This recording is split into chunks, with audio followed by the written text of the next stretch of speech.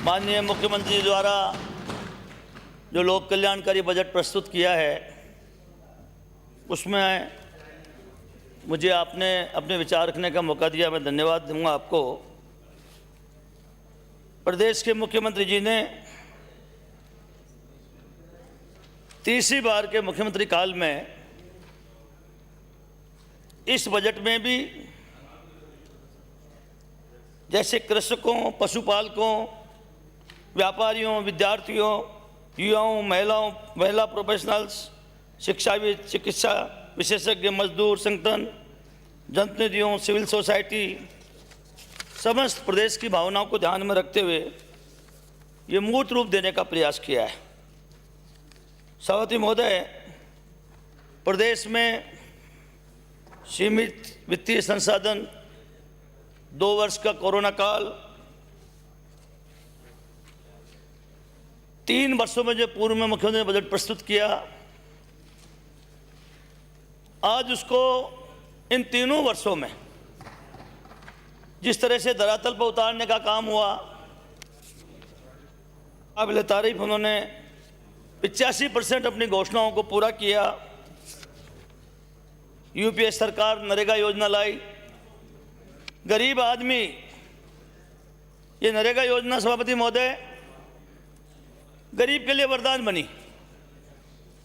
और जो कोरोना में जिस तरह से ये गरीब को सहारा दिया इस नरेगा योजना ने, माननीय मुख्यमंत्री जी ने ध्यान रखा। 100 दिन का इन्होंने 125 दिन किए। शहरी क्षेत्र में भी गरीब लोग रहते हैं, ठेले रेडी वाले, फल सब्जी बेचने वाले, ढाबा रेस्टोरेंट पे काम करने वाले।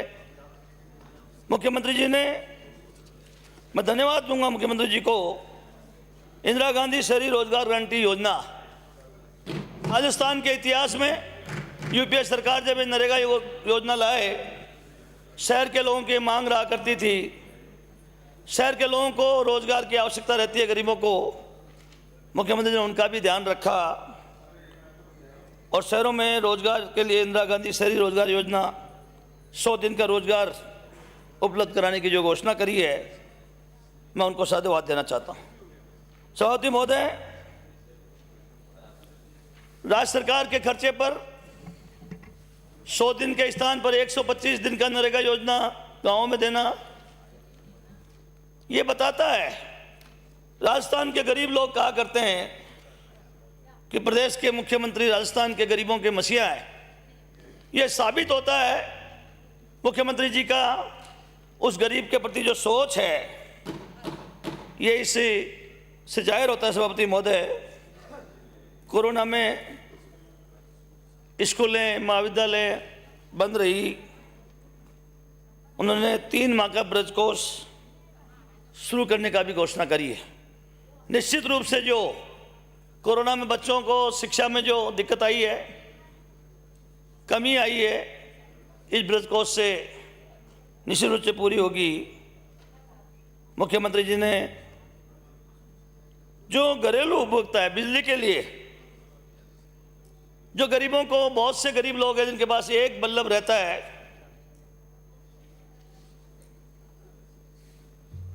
राजस्थान के 118 लाख घरेलू उपभोक्ताओं को, जिनके 100 यूनिट तक जो यूज करते हैं, सभापति महोदय 50 यूनिट उनकी फ्री कर दी है। कई राजस्थान में ऐसे गरीब लोग हैं जो अपने घर में एक बल्ब जलाते हैं, 50 यूनिट उनके बिजली आती है। उस गरीब को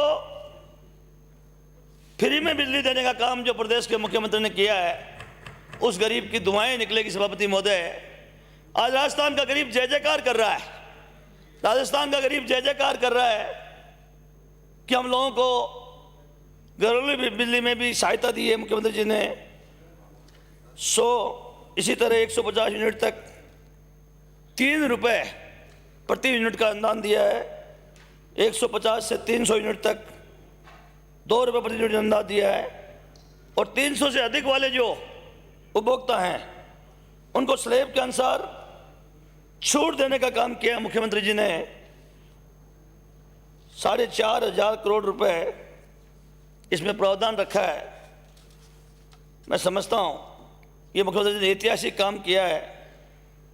जब से प्रदेश के मुख्यमंत्री जी पहली बार जब राजस्थान के मुख्यमंत्री बने, गरीब आदमी मकान जमीन गिरवी रखता था, गंभीर बीमारियां, पहले कार्यकाल में ही बीपीएल निःशुल्क योजना लेकर आए। राजस्थान के तमाम बीपीएल परिवारों का सारा इलाज सरकार कराती थी। बहुत जो लोग बीपीएल नहीं थे, गरीब लोग थे, उन लोगों की आवाज़ सुनी, मुख्यमंत्री सहायता कोष से उन लोगों को इलाज कराते थे। इस सदन में बार बार कहा करते थे कि जो भी माननीय विधायक मुझे पत्र लिखता है, उन सबका मैं विशेष ध्यान रखता हूं कि कौन गरीबों के लिए, बीमार व्यक्तियों के लिए कौन विधायक कितने ज़्यादा पत्र लिखता है। वो जो सोच था मुख्यमंत्री जी का, निरोगी राजस्थान का जो संकल्प माननीय मुख्यमंत्री जी का, मुख्यमंत्री जीवन रक्षा कोष आज 2011, मुख्यमंत्री निःशुल्क दवा योजना लेकर आए, निःशुल्क जांच योजना लेकर आए, और मुख्यमंत्री जी ने चिरंजीवी स्वास्थ्य बीमा योजना। सभापति महोदय, आज राजस्थान का आम आदमी, उसको यह एतबार हो गया है, कितना ही गंभीर से गंभीर बीमार हो, कितनी असाध्य बीमारी से ग्रसित हो, आज प्रदेश के मुख्यमंत्री जी ने गारंटी दे दी उसको। 5 लाख तक का इलाज पहले चला रहा था, आज 10 लाख तक इसमें उन्होंने घोषणा करी है। मैं समझता हूं सभापति महोदय, मुख्यमंत्री जी ने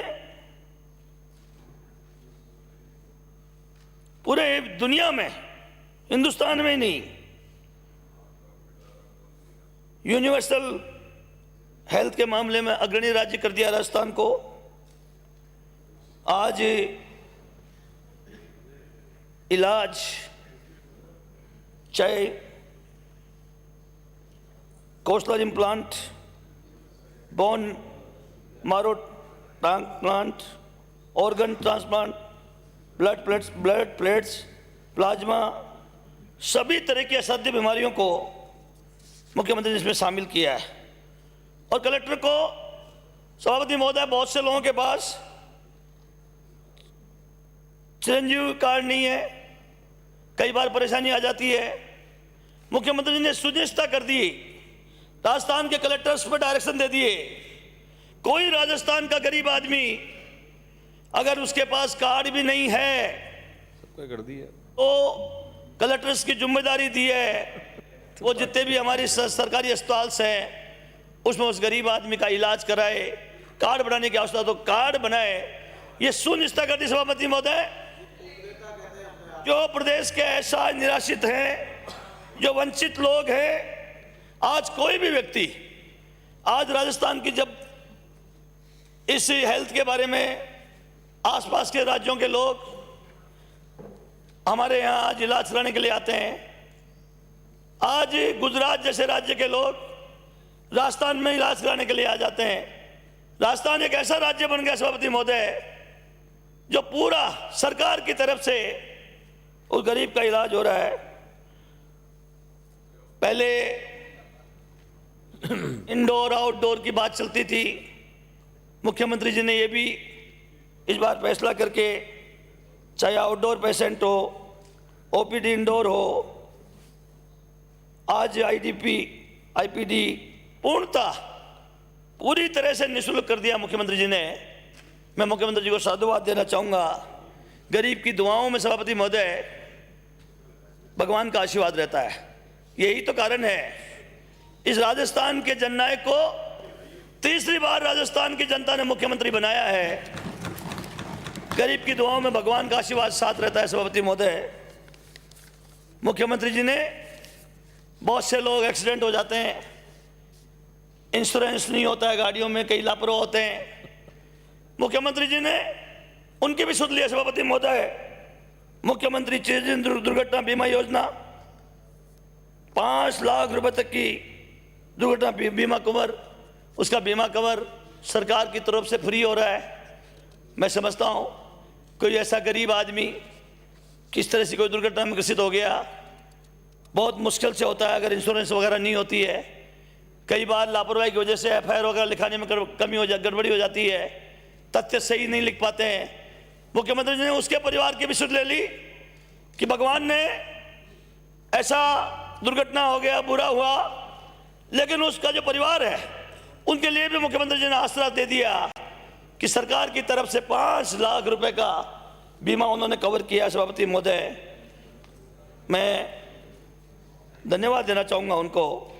प्रदेश में 15 मेडिकल कॉलेज खोलने का जो निर्णय किया है जिला मुख्यालय पर, पहले 18 जिलों में नर्सिंग महाविद्यालय चल रही है, 8 जिलों में चल रही है, 7 जिलों में प्रगति पर है।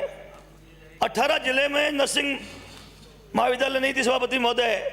इस कोरोना ने इस तरह से याद दिला दिया इन नर्सिंग स्टाफ को कि प्रदेश के मुख्यमंत्री जी को मैं धन्यवाद देना चाहूँगा।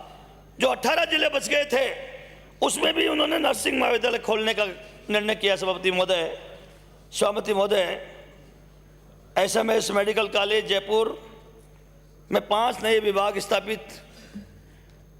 आज हमारा एसएमएस मेडिकल कॉलेज पूरी दुनिया का बेहतरीन मेडिकल कॉलेज है। उसमें robotic surgery, modular operation theatres की भी सभापति महोदय व्यवस्था करी है। सभापति महोदय, जयपुर में महिला चिकित्सालय, सांगानेर, जनाना हॉस्पिटल, कैंसर संस्थान के विकास के कार्य भी मुख्यमंत्री ने करने की घोषणा करी है। जयपुर, जोधपुर, अजमेर, कोटा 250 करोड़ की लागत से नए मेडिकल इंस्टीट्यूट स्थापित करने की घोषणा करी है। सभापति महोदय, चिकित्सा सेवाओं में मुख्यमंत्री जी ने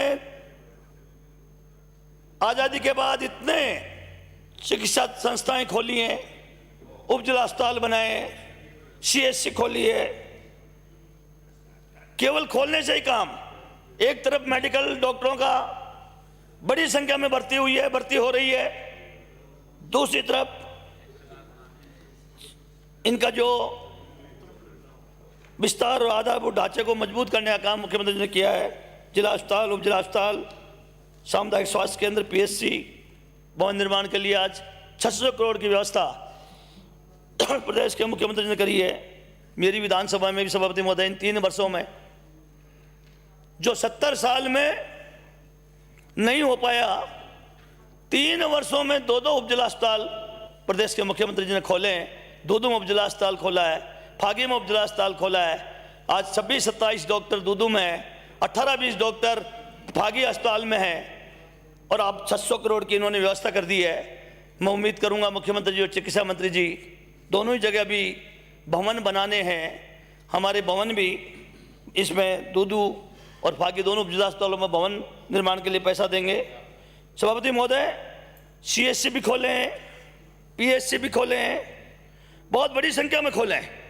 मैं आग्रह करूंगा मुख्यमंत्री जी को, चिकित्सा मंत्री जी को, मेरे यहाँ एक मंडोर पीएचसी है, बहुत पुरानी पीएचसी है, वो निश्चित रूप से आसपास हॉस्पिटल नहीं है, वो सीएचसी होनी चाहिए। मेरे करीब 40 साल से एक पीएचसी चल रहा है, साकून में है। मुझे उम्मीद थी, मैंने निवेदन भी किया था, इस साकून को सीएचसी करना है।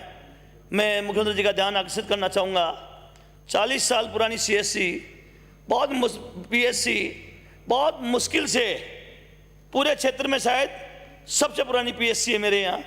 तो मैं चाहूँगा सभापति महोदय, हम मेरे साकून को सीएचसी करने की कृपा करें। सभापति महोदय, आज कई बार जो कैंसर होता है, कब जानकारी होती है सभापति महोदय? जब 3rd फेज में आ जाता है। जवान 18, 20 साल के बच्चे, नौजवान, कैंसर से उनकी डेथ हो जाती है, और जब वो उनको जानकारी होती है उससे पहले तो 3rd फेज में चल जाती। मैं धन्यवाद दूंगा प्रदेश के मुख्यमंत्री जी को, ये जो ऐतिहासिक काम किया है मुख्यमंत्री जी ने, अर्ली कैंसर डिटेक्शन की सुविधा, प्रत्येक जिले में मोबाइल कैंसर डायग्नोस्टिक वैन उपलब्ध कराने की जो निर्णय किया है, मैं समझता हूँ राजस्थान को ऐसे हजारों नौजवान जो कैंसर से ग्रसित हो जाते हैं, अगर ये समय से पहले अगर वो डायग्नोस्टिक हो जाएगा, उसकी जांच हो जाएगी, तो मैं समझता हूँ उनका समय पे इलाज हो जाएगा। समय पे इलाज हो जाएगा तो नौजवानों की उस कैंसर जैसी असाध्य बीमारी से मृत्यु नहीं होगी। सभापति महोदय, ये बहुत ऐतिहासिक काम किया प्रदेश के मुख्यमंत्री जी ने, क्योंकि हाँ मैं देखता हूँ, बैठने जाता हूँ, जब देखता हूँ जवान बच्चे इस कैंसर से ग्रसित हो जाते हैं। सभापति महोदय, ये शुद्ध के लिए युद्ध अभियान प्रदेश का मुख्यमंत्री जी का एक कमिटमेंट है प्रदेश की जनता से।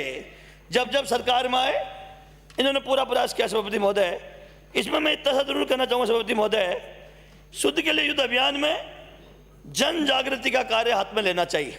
जन जागृति, हम कितनी जांच कर लें, अगर जनता में जागृति होगी तो मैं समझता हूँ इस अभियान में हम ज़्यादा कामयाब होंगे।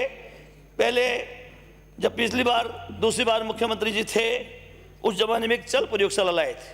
उस चल प्रयोगशाला का बहुत बड़ा राजस्थान की जनता में इम्पैक्ट हुआ था। हालांकि कानूनी दृष्टि से उस चल प्रयोगशाला का ज़्यादा अस्तित्व नहीं था सभापति महोदय, लेकिन आम कहीं भी वो जाती थी 2 मिनट में बता देती थी इसमें ये गुणवत्ता है कि नहीं है, कोई मिलावट तो नहीं है। इसलिए आम आदमी में जागृति होती थी। उस जमाने में बहुत से हमारे जो दुकानदार थे, जो हमारे सामान देते थे, परचूनी का सामान देते थे, खाने का सामान देते थे, उन तक में इतना भय हो जाता था कि वो मार्का वाला सामान लाते थे, पता नहीं कब चल प्रयोगशाला आ जाए और कब ये, तो एक वातावरण बनता है। मैं चाहूँगा मुख्यमंत्री जी का कमिटमेंट है, इसमें जागरूकता पैदा करने के लिए कोई न कोई अभियान चलाकर इस शुद्ध के लिए जो अभियान को कारगर बनाना चाहिए। अभी भी ये सफलता से चल रहा है, लेकिन और कारगर बनाया जा सकता है। सभापति महोदय, राज्य की समस्त सेकेंडरी विद्यालय, हमारे प्रतिपक्ष के लोग बैठे हैं, राजस्थान में ऐसा पहली बार ऐसा हो रहा है कि राजस्थान में जितने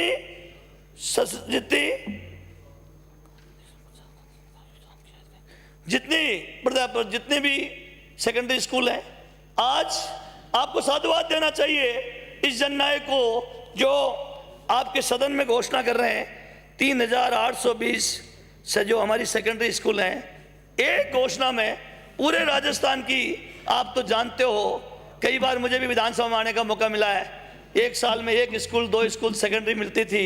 आज प्रदेश के मुख्यमंत्री ने घोषणा कर दी 3820 इस जो हमारी सेकेंडरी स्कूल है, एक साथ हाई सेकेंडरी स्कूल बनेगी। सभापति महोदय, एक ऐतिहासिक निर्णय किया सभापति महोदय कि आज हमारे सभापति महोदय इसी तरह 500 से अधिक आबादी वाले गाँवों में 1200 महात्मा गांधी अंग्रेजी विद्यालय खोलने की घोषणा करी है।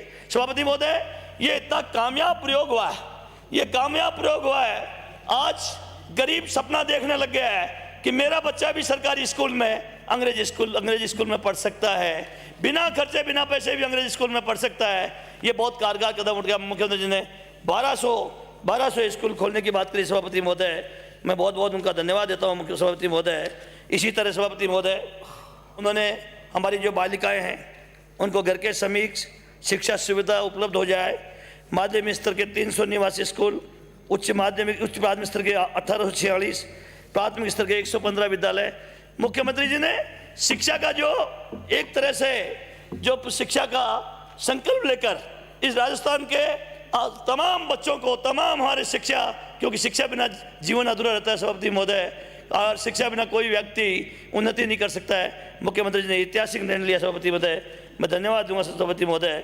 सभापति महोदय, 3 वर्षों में 123 सरकारी महाविद्यालय खोलना, इस बार भी उन्होंने 19 बालिका महाविद्यालय खोलने की घोषणा करी है। सभापति महोदय, मैं मुख्यमंत्री जी का ध्यान आकर्षित करना चाहूँगा, मेरी विधानसभा में 60 पंचायतें हैं, 60 ग्राम पंचायतें हैं। हमारे पास में फुलेरा विधानसभा है, हमारे पास में उधर फागीपुरा मेरा उपखंड में है, वहाँ एक भी कन्या महाविद्यालय नहीं है। सभापति महोदय, मैं मुख्यमंत्री जी का ध्यान आकर्षित करना चाहूँगा, मेरे दूदू में एक कन्या महाविद्यालय खोले। जो हमारी जो बच्चियाँ, हमारे यहाँ अनुसूचित जाति जनजाति के लोग ज़्यादा हैं, गरीब लोग हैं, आज भी वहाँ के इतने शिक्षित नहीं है, को एजुकेशन वाले बच्चे हमारी महाविद्यालयों में बच्चियों को नहीं पढ़ने भेजते हैं। अगर हमारे यहाँ कन्या महाविद्यालय खुल जाएगी सभापति महोदय, तो हमारे क्षेत्र की जो लड़कियाँ हैं, बालिकाएँ हैं, वो कम से कम कॉलेज स्तर की शिक्षाएं ग्रहण करने में उनको आसान रहेगी सभापति महोदय।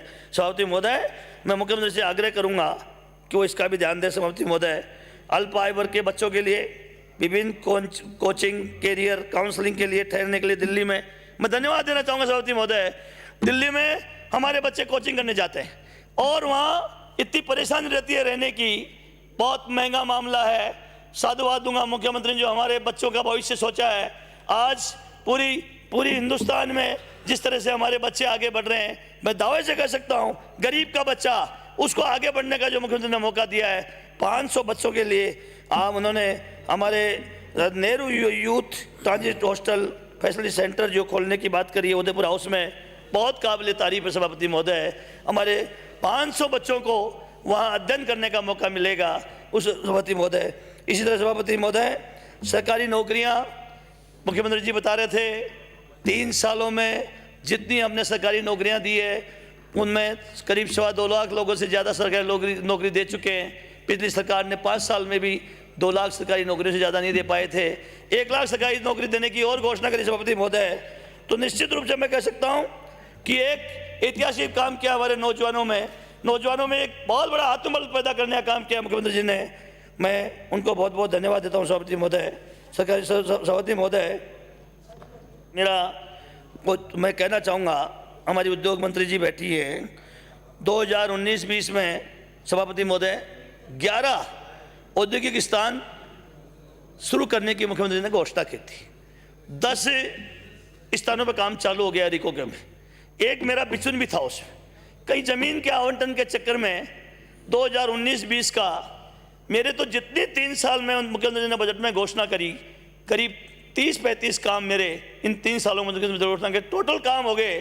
केवल एक काम मेरा ऐसा बच गया जो बिचुड़ में औद्योगिक क्षेत्र को शुरू करना था रिको का। मैं ध्यान आकर्षित करना चाहूँगा कि इसकी ज़मीन के आवंटन के चक्कर में बच रहा है, इसकी भी प्राथमिकता से ले, जिससे कि फागी में भी सभापति महोदय उन्होंने कुंज बिहारी पुरा फागी जब दूसरी बार मुख्यमंत्री थे उस समय उन्होंने बजट में घोषणा करी थी, और बजट में घोषणा होने के बाद किसानों को मुआवजा भी दे दिया गया, लेकिन वो पर्यावरण की स्वीकृति की वजह से वो रुका हुआ है कुंज बिहारीपुरा। मैं चाहूँगा सभापति महोदय, उद्योग मंत्री जी ध्यान देके, क्योंकि हमारे यहाँ रोजगार का, हमारे यहाँ केवल खेती है और इसके अलावा कोई उद्योग धंधे नहीं है। अगर ये उद्योग धंधे खुल जाएंगे, खेती का काम तो 5-6 महीने रहता है, ये तो नरेगा है जिससे लोग अपना जीवन यापन करते हैं। ये रिको के अगर इंडस्ट्रियल एरिया खुल जाएंगे तो हमारे लोगों को रोजगार मिल जाए सभापति महोदय। सभापति महोदय, मैं ये 2020-21 में SC/ST के समुदाय के उत्थान के लिए विशेष राजस्थान पैटर्न लागू करने के लिए मुख्यमंत्री जी ने 100 करोड़ रुपए दिए थे, बजट में घोषणा करी थी, और इसको बढ़ाकर 500 करोड़ की घोषणा करी है मुख्यमंत्री जी ने।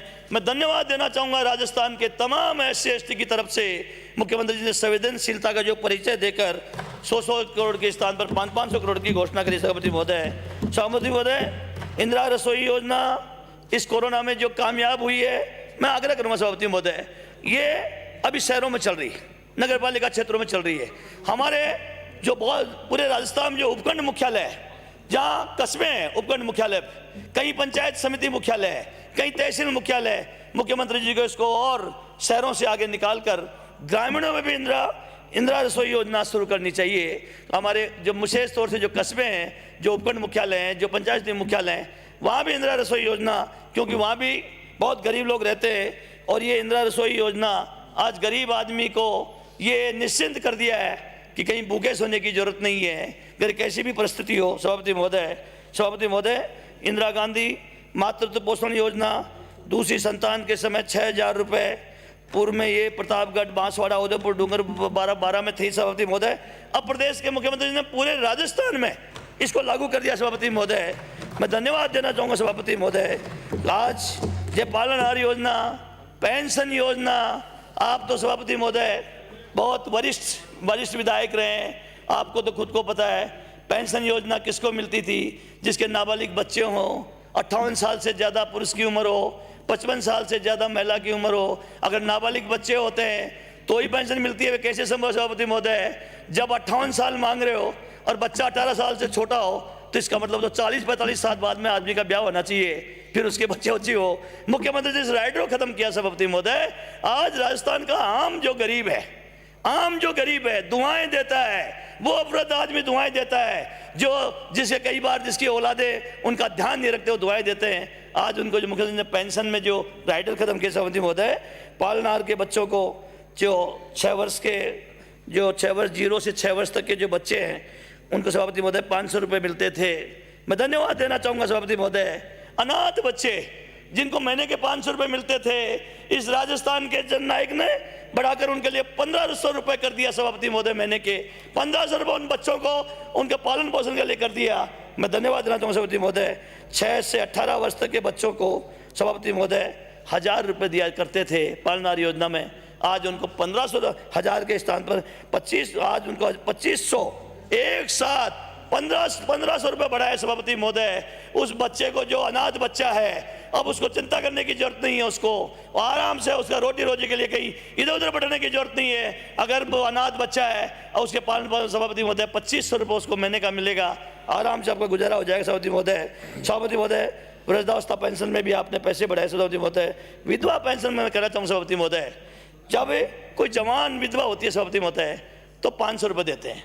मैं मुख्यमंत्री जी तो हमेशा ध्यान रखते हैं सब लोगों का सभापति महोदय। ये 500 रुपये जो है ये कम है सभापति महोदय। इसको मैं कहना चाहूँगा सभापति महोदय, सरकार का ध्यान आकर्षित करना चाहूँगा कि विधवा को स्टार्टिंग में अगर कोई 55 साल से कम उम्र की कोई महिला है और वो विधवा होती है तो उसको 500 रुपये महीना मिलता है। मैं समझता हूँ ये बहुत कम है सभापति महोदय। कम से कम उस विधवा को 1000 से 1500 रुपये महीना उसको 500 के स्थान पर प्रारंभिक रूप से मिलना चाहिए सभापति महोदय। सभापति महोदय, 55 से जो 75 साल की जो उम्र है सभापति महोदय, उनको 1000 रुपये मिलता है सभापति महोदय, और 60 से 75 साल में 1000, अब उसको 1500 रुपये किया है सभापति महोदय।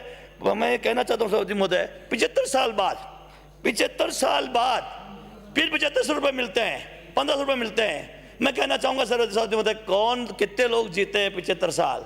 वो बेचारे 75 साल लोग जी नहीं पाते। मैं चाहूँगा ये जो 75 साल का जो राइडर है इसको कम से कम 70 साल कर दिया जाए सभापति महोदय।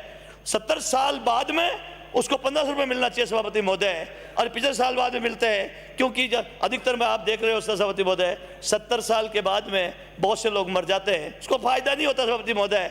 मैं ऐसे लोगों को देखता हूँ सभापति महोदय। मैं मेरे क्षेत्र में एक व्यक्ति गरीब आदमी था बेचारा, एक पेड़ के नीचे खाट पे, उसके 100-125 बीघा उसके ज़मीन थी, और एक दिन मैं उसके गांव में चले गया, मुझे दूर से आवाज़ देके बुलाया, वो उठता नहीं था सभापति महोदय। उसने अपने खाट के नीचे, पेड़ के नीचे पीपा रखा हुआ था, और पीपे में उसने गुड़ भर रखा था। मैंने मुझे बुलाया, बाबा बोला तू आ भाई बेटा, मेरा सभापति महोदय। उसने कहा तूने मेरा बुढ़ापा सही कर दिया भाई, तूने तू पेंशन बांधी, ये जो मैं ये गुड़ रखता हूँ, और जैसे ही एक बच्चे को आवाज़ देता हूँ कि बेटा वो मेरे को इसकी ज़रूरत है, उसके लकवा आया हुआ है, एक बच्चे को बुलाता है और 2 बच्चे भाग के आते हैं। क्यों आते हैं? वो उन बच्चों को गुड़ की कागजी दे देता है। तो ये बड़ा सारा है सभापति महोदय बुजुर्गों के लिए। इसलिए सभापति महोदय, मैं आपसे कहना चाहूँगा सभापति महोदय, इन्होंने सड़कों के लिए भी बहुत, आपके ज़िलों के लिए भी अच्छा काम किया, 3 सड़कें। मैं धन्यवाद देना चाहूँगा मेरे क्षेत्र की सड़क के लिए सभापति महोदय। सभापति महोदय, ये जो 10 करोड़ रुपए का किया है सभापति महोदय, इन्होंने 7 करोड़ रुपए जो आपकी नॉन पेचेबल सड़कों के लिए किया है, 3 करोड़ रुपए मिसिंग के लिए किया है। मैं सदन के माध्यम से सभापति महोदय मैं निवेदन करना चाहूँगा, ये 10 करोड़ रुपए विधायक पर छोड़ देना चाहिए। वो नॉन पेचेबल सड़कों पे काम करा रहा है या नई सड़कों पे काम करा रहा है, क्योंकि मैं समझता हूँ नॉन पेचेबल सड़कें तो सरकार की कई योजनाएं सभापति महोदय, अब आपके केंद्र की भी योजना है, PMJSY भी है, स्टेट आपका CRF भी है, और ये नई सड़कें बनाते हैं तो लोग याद करते हैं, उसको कभी नहीं बोलते सभापति महोदय। राजस्थान के विधायक आपकी जय जयकार करेंगे। 10 करोड़ रुपए आप दे रहे हो, मैं चाहूँगा 10 के 10 करोड़ रुपए सभापति महोदय चाहे मिसिंग लिंक में करे और चाहे उनको नॉन पेचेबल सड़कों में काम ले, मुख्यमंत्री जी को ये करना चाहिए सभापति महोदय। मैं धन्यवाद देना चाहूँ उनको। सभापति महोदय, आपने मेरे यहाँ अभी राजधानी में जो बढ़ते हुए जो राजधानी में बढ़ रहा है, लगातार जनसंख्या बढ़ती जा रही है। आज जयपुर दूधू से मिल गया है, जयपुर बस्ती से मिल गया है, फागे से मिल गया है, चोमू से मिल गया है, और मुख्यमंत्री जी ने सैटेलाइट टाउन बनाने की जो कल्पना करी है, अभी तो टीपीआर की घोषणा करी है, इसके लिए मैं धन्यवाद देना चाहूंगा। लेकिन मेरा इसमें दूध सभापति मैं समाप्त कर रहा हूं, मैं तो वैसे ही बहुत कम बोलता हूं सभापति महोदय। कम बोलते हैं, समय की सीमा है माय डियर, 1 मिनट में समाप्त करें। सभापति महोदय, दूध को भी इसमें शामिल किया जाए सभापति महोदय। सभापति महोदय, इसी तरह मैं आपसे निवेदन करना चाहूँगा कि ये जो जल जीवन मिशन की मैं बात कर रहा था, मंत्री जी अभी बैठे थे, कई गरीब लोग 25 रुपये नहीं दे पाते हैं, डीडीबी ब्लॉक में आधे पैसे की कर रखा है, लेकिन अभी भी जो ये जल जीवन मिशन में डीडीबी ब्लॉक में 50% पैसा लेना चाहिए। 2500 रुपये गरीब आदमी पानी तो पीना चाहता है, लेकिन उसका वो डीडीबी ब्लॉक वालों को कम से कम इसमें छूट देनी चाहिए सभापति महोदय। सभापति महोदय, इसी तरह मैं आपसे निवेदन करना चाहूँगा सभापति महोदय, ये जो कानून व्यवस्था के लिए मुख्यमंत्री जी ने काम किया है, चौकी पुलिस की कई चौकियाँ बनाई है। मेरे यहाँ मेला हाईवे पे है, करीब पूरा हाईवे पे कोई चौकी नहीं है। दूधू के बाद बगरू के बाद कोई चौकी नहीं है। मैं चाहता हूँ मेला में एक चौकी बन जाए सभापति महोदय। सभापति महोदय, इसी तरह इन सब मुख्यमंत्री जी ने जो ऐतिहासिक निर्णय किया सभापति महोदय, मैं एक निवेदन और करना चाहूँगा। आधी मिनट में मेरी कॉन्स्टिट्यूंसी की बात कर रहा हूँ सभापति महोदय। मैं सभापति महोदय, मेरे मौजमाबाद में तहसील मुख्यालय है, मौजमाबाद में पंचायत समिति मुख्यालय है। मैं चाहता हूँ वहाँ सभापति महोदय एसडीएम ऑफिस भी वहाँ खोलना चाहिए सभापति महोदय। इसी तरह मैंने एक उप तहसील जो साकून है उसके लिए उप तहसील के लिए मैंने आग्रह किया सभापति महोदय। सभापति महोदय, मैं धन्यवाद देना चाहूँगा। मैं सवाल धन्यवाद आप।